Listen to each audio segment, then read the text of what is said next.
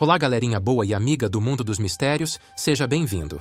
A especulação sobre civilizações modernas pré-diluvianas é fascinante, embora envolta em mistério e conjecturas. Muitas teorias sugerem a existência de sociedades avançadas, possivelmente até tecnologicamente sofisticadas, que eventualmente foram perdidas para sempre devido a catástrofes naturais, como o dilúvio. Essas civilizações, se existiram, desafiam nossa compreensão convencional da história e da arqueologia, levantando questões sobre o potencial ciclo de ascensão e queda das sociedades humanas. Alguns argumentam que seus conhecimentos e realizações poderiam ter sido preservados em mitos e lendas ao longo dos séculos. Contudo, a falta de evidências tangíveis torna difícil validar tais especulações, deixando-as no reino do intrigante e especulativo. Refletir sobre essas possibilidades nos instiga a reconsiderar nossas narrativas históricas e a manter uma mente aberta para o que ainda pode estar por descobrir em nosso passado profundo. Eu me chamo Hélio Tavares, e esse é o nosso canal de mistérios. Mas antes de iniciarmos o vídeo, que tal inscrever-se em nosso canal, deixando o sino ativado para todos os vídeos? Não esqueça de deixar aquele like para fortalecer o nosso trabalho. Deixe a sua imaginação funcionar com um comentário abaixo.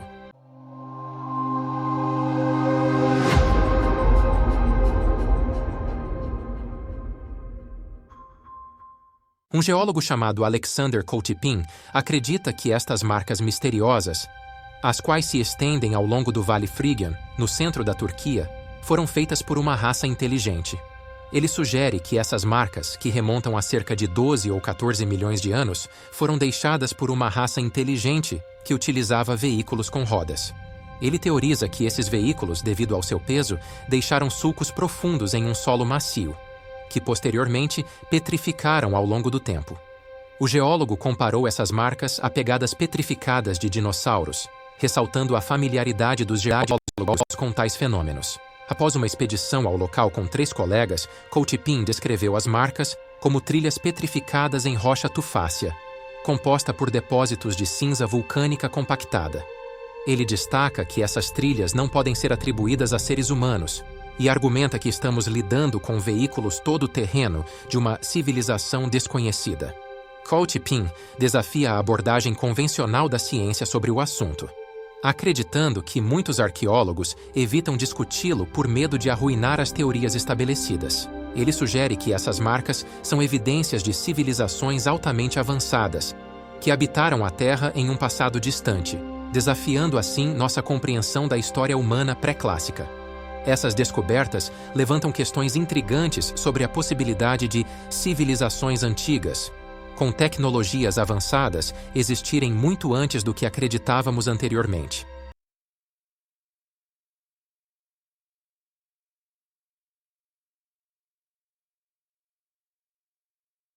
Ollantaytambo é uma cidade e um sítio arqueológico inca no sul do Peru, a cerca de 72 quilômetros a noroeste da cidade de Cusco.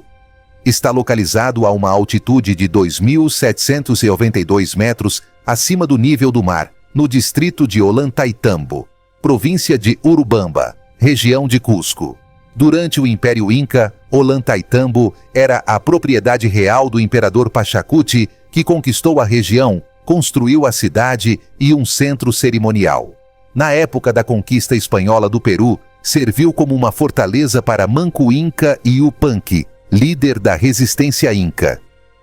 Atualmente localizado no que é chamado de Vale Sagrado dos Incas, é uma importante atração turística por conta de suas ruínas incas e sua localização na rota para um dos pontos de partida mais comuns para a caminhada de 4 dias e 3 noites conhecida como Trilha Inca. As ruínas de Ollantaytambo são, em sua maioria, de importância religiosa, embora também tenham sido importantes estrategicamente.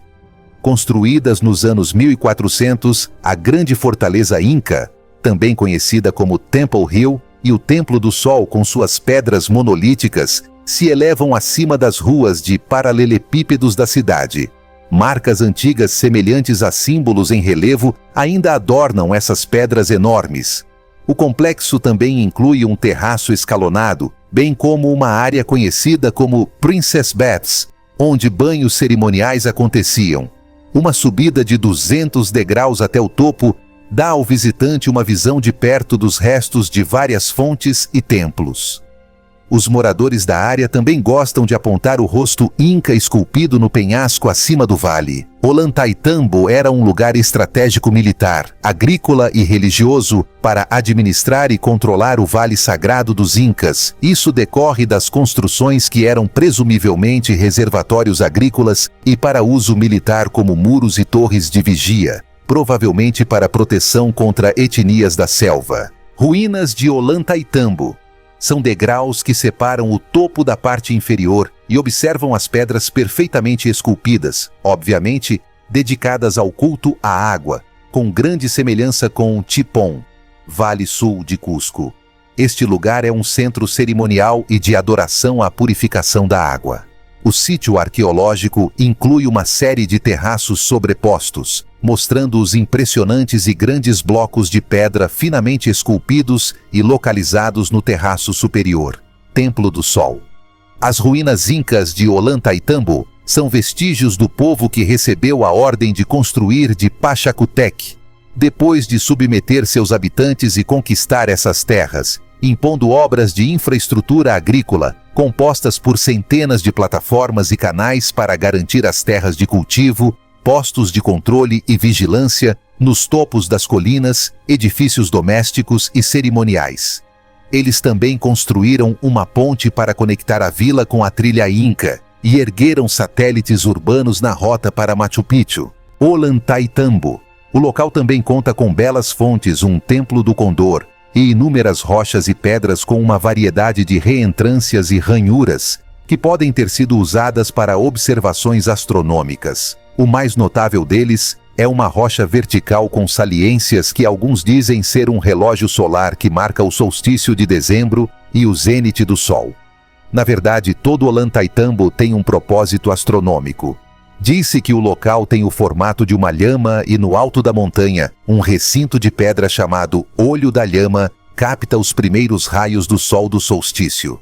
Alguns acreditam que a alvenaria é tão incrivelmente feita que seria impossível ser feita por humanos. Em sua série de livros começando com Chariots of the Gods, o famoso cientista, aventureiro e autor suíço Erich von Däniken lançou uma teoria de que as construções de pedra andinas foram construídas por alienígenas que visitaram a Terra há muito tempo e trouxeram civilização aos humanos primitivos que viviam naquela época. É uma teoria fascinante, mas também pode ser entendida como uma subestimação das pessoas no passado. Ainda é um mistério hoje como os incas conseguiram construir um complexo tão enorme e bem construído com base em pedras.